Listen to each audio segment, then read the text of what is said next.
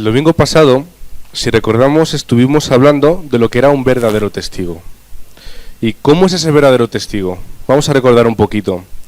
No debía ser una persona que mirase atrás, ni mirase hacia el futuro. Era una persona que se aferraba al pacto, a lo que Dios le había dado, sin importar lo que había pasado antes o lo que pueda pasar en un futuro. Solo se preocupaba por el hoy. ¿Qué es lo que hoy tenía que hacer? ¿Qué es de lo que hoy tenía que disfrutar? Y se preocupaba de llenarse del Espíritu Santo todos los días. Y si recordamos, hay tres tipos de testigo. El primer testigo es aquel que comparte lo que conoce o lo que ha vivido. Por ejemplo, en Hechos 2, de 14 al 36, Pedro, después de Pentecostés, pudo estar disfrutando de dar el mensaje. Él alzó su voz y compartió el Evangelio, lo que él tenía y lo que él había experimentado. ¿Y qué pasó después? 3.000 personas se convirtieron ese día. El segundo tipo de testigo es aquel que testifica por medio de su propia vida. Si vamos a primera de Timoteo 6, si queréis podéis leer conmigo, primera de Timoteo 6, del 9 al 12.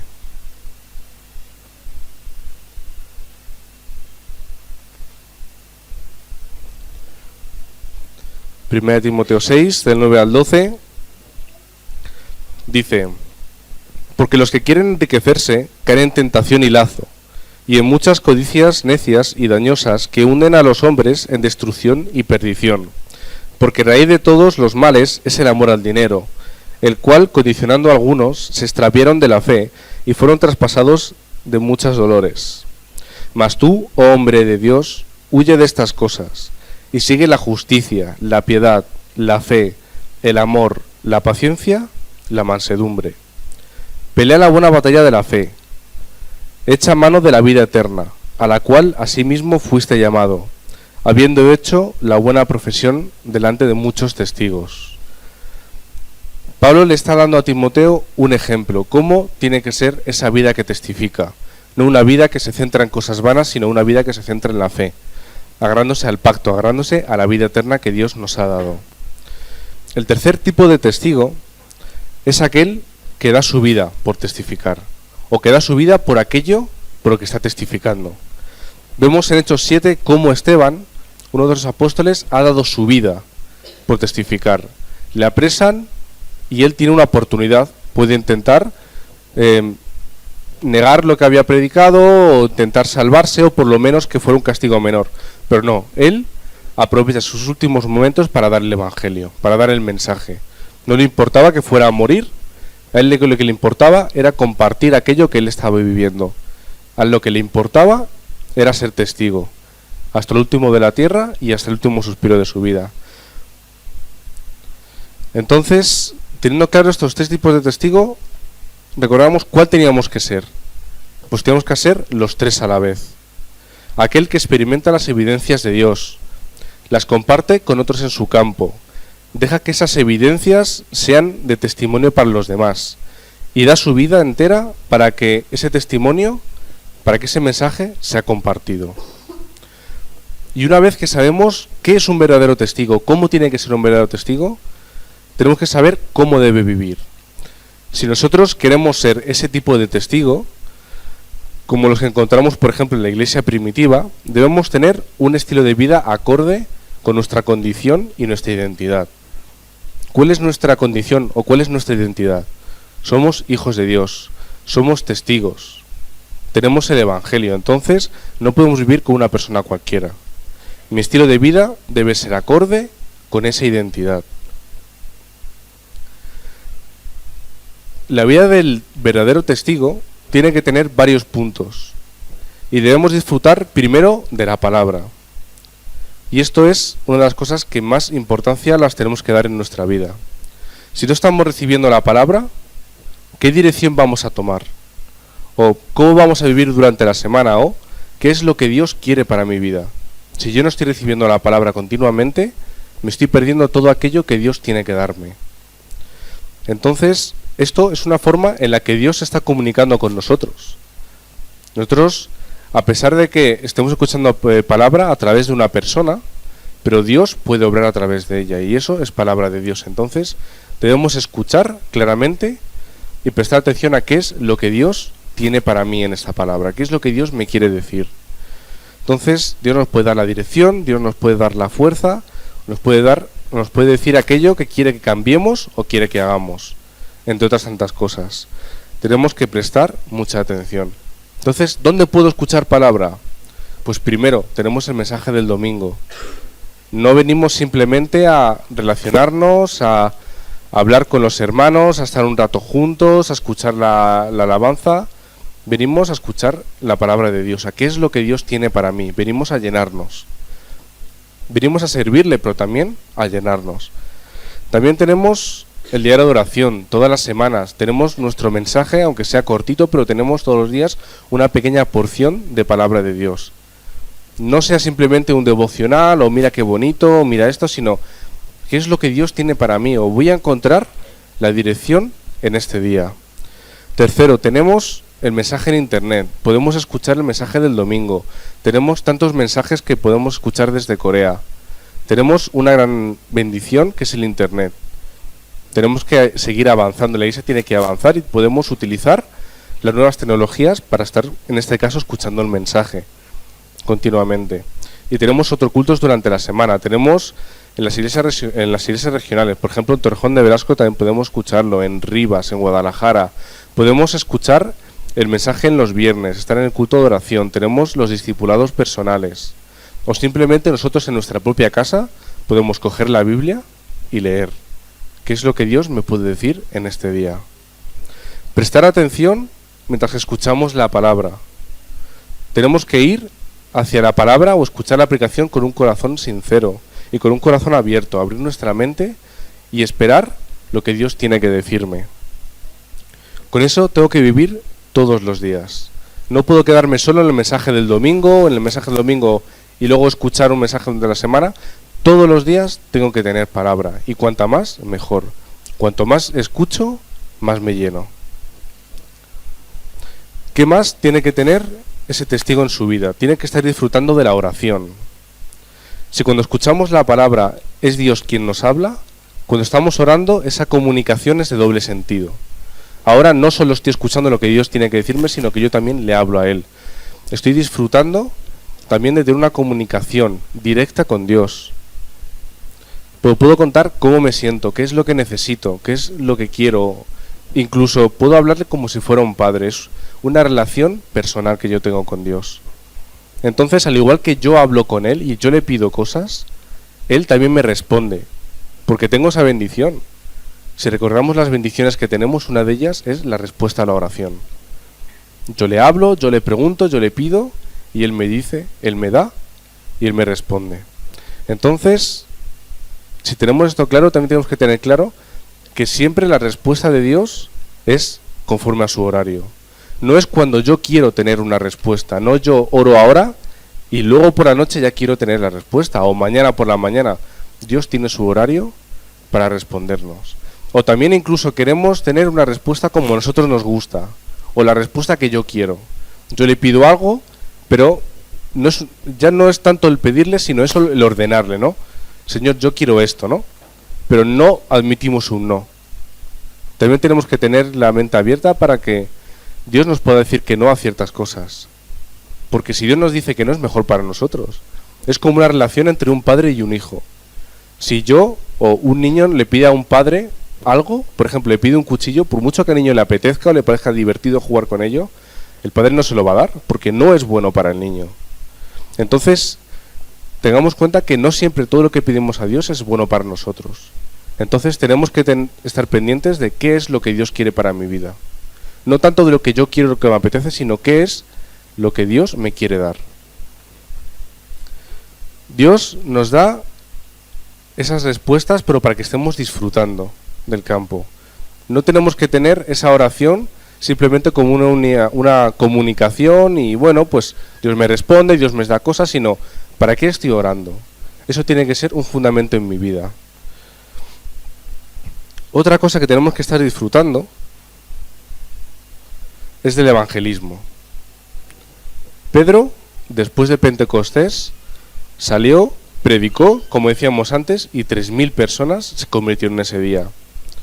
Pero Ese tiene que ser nuestro objetivo, el intentar convertir el mayor número de personas o ponernos una meta en plan, bueno, pues vamos a salir esa semana de evangelismo y hasta que no convirtamos a X personas no vamos a volver. Yo creo que no es el objetivo. El objetivo simplemente tiene que ser el compartir el evangelio. ¿A cuántas personas? A las que Dios ponga. ¿Y cuántas personas se van a convertir? Eso a mí me da igual, no me importa, eso ya es tarea de Dios. No tengo que estar preocupándome de cuántas personas o del número. Eso ya Dios lo tendrá que hacer, o eso dentro del horario de Dios acabará ocurriendo. Entonces, ¿cuál es nuestro objetivo en la evangelización? Nuestro objetivo es el campo. ¿Y cuál es el campo que yo tengo? Primero, mi vida. Ese es el primer campo que tenemos que estar cubriendo. Tenemos que rellenarnos a nosotros mismos. Tenemos que estar nosotros disfrutando del Evangelio. Si yo no disfruto del Evangelio, si yo no me lleno, ¿cómo voy a poder dar a los demás? No puedo ir a mi campo si yo estoy vacío. Si yo no estoy disfrutando de ese Evangelio, si yo no soy un verdadero testigo, entonces voy a ir a mi campo y ¿qué me voy a encontrar? Pues con un campo vacío, un campo al que no voy a poder darle respuesta.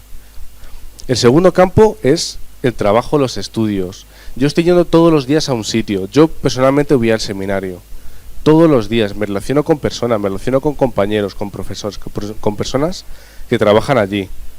Todo el mundo se relaciona en su campo, en su trabajo y en los estudios, como estoy hablando ahora. Entonces, tenemos que también estar orando por ello. También tenemos otro campo, que son tanto los vecinos o las personas de nuestra región, de nuestro bloque de edificios. La persona, el panadero mismo, por ejemplo, es una persona que está dentro de nuestro campo. Cuando nosotros vayamos, por ejemplo, como he dicho, a comprar el pan, o voy a comprar o voy a hacer cualquier cosa, tenemos que tener claro que eso también es nuestro campo y esas personas están dentro de nuestro campo. Ese son las personas que nosotros tenemos que estar teniendo en mente. Entonces, ¿sentimos nosotros realmente de compartir el Evangelio a alguien? ¿O a quién podríamos dárselo? Estas preguntas son las que tenemos que tener todos los días. ¿A quién puedo compartir este Evangelio? Y no es una pregunta que tenemos que hacer nosotros, sino es una oración que tenemos que hacer. Señor, ¿a quién tengo que evangelizar hoy? Ponme, Señor, las personas para poderles compartir esto que a mí me está funcionando. Que les podamos compartir esta verdad. Entonces, teniendo estos pensamientos y complementándolo con una vida espiritual plena, vamos a tener las evidencias dentro del campo. Pero si no tengo esto en mente, si no tengo estas preguntas, si no tengo este ardor por evangelizar, si no estoy disfrutando de nuestra vida espiritual plena, si en mi corazón no está el compartir el Evangelio, entonces, ¿qué evidencias voy a tener yo en el campo, en mi vida? Entonces, ¿soy realmente un verdadero testigo? ¿O soy simplemente una persona que viene los domingos a la iglesia a sentarme, a escuchar y luego a seguir viviendo su vida? Debemos de tener esta mente de evangelista. Hemos predicado muchas veces cuál es la vida del evangelista, ¿no? Y uno de esos puntos es el evangelismo. Entonces, que podamos estar disfrutando de ese corazón de evangelista.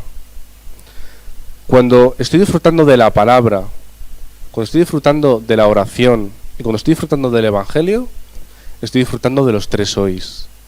Lo hemos predicado muchas veces. Todos los días tengo que estar disfrutando de estas 3 cosas. Si un día a mí me falta algo, de esas 3 cosas es un día incompleto. Tengo que estar agrupándolo en el mismo sentido, en una misma dirección. Oración, palabra y evangelismo. Estar conectando esas 3 cosas, estos 3 hoys. Si yo disfruto estos 3 hoys, yo voy a tener los frutos. Hemos predicado antes. Pedro salió y predicó junto con toda la iglesia primitiva con esos discípulos y esos seguidores de Jesús que habían entendido el Evangelio. Habían esperado, habían sido llenos del Espíritu Santo y habían salido al campo. ¿Qué tuvieron? Entonces, como fruto, pues hemos dicho antes, 3.000 personas se convirtieron ese día. Entonces, como he dicho, mi objetivo no es solo predicar. No es solo yo tengo que darle el Evangelio, sino es disfrutar de aquello. No tenemos que ser una iglesia que tenga como objetivo el crecimiento, el número de personas, el número de creyentes, o que sea una iglesia pues efectiva en ese sentido. Eso no es una iglesia efectiva. Una iglesia puede tener miles de miembros, pero es una iglesia vacía, una iglesia que no está disfrutando. Por muy pequeña que sea nuestra iglesia, si estamos disfrutando todos de estos 3 hoys, es una iglesia con poder. Entonces, no tener ese pensamiento, de echar ese pensamiento de cuanto más vengan, más caché va a tener mi iglesia, mejor va a ser. Eso es mentira, eso es un engaño que muchas iglesias tienen. Entonces, si el fruto de nuestra vida son las evidencias, entonces, las evidencias dentro del campo, entonces yo sí que soy un verdadero testigo.